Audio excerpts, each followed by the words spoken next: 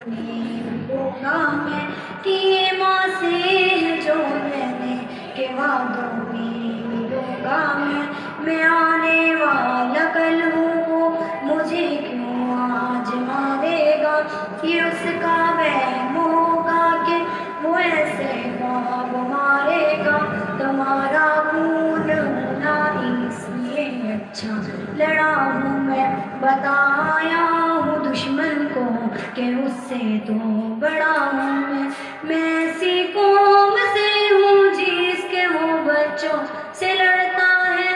बड़ा दुश्मन बना फिरता है जो बच्चों से लड़ता है। बड़ा दुश्मन बना फिरता है जो बच्चों से लड़ता है।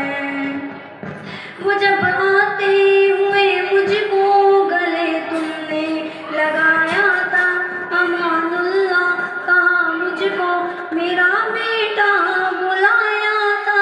खुदा की अमन की राह में कहाँ से आ गया था वो, जहाँ तुम चूमती थी माँ वहाँ तक आ गया था वो।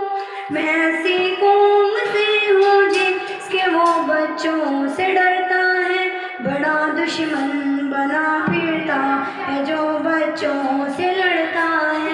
बड़ा दुश्मन बना फिरता है जो बच्चों से लड़ता है।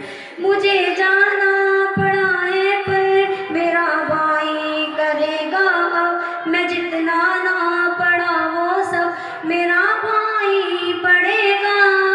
अभी बाबा भी बाकी है, कहाँ तक जा सकोगे तुम, अभी वादा रहा तुमसे यहाँ ना सको।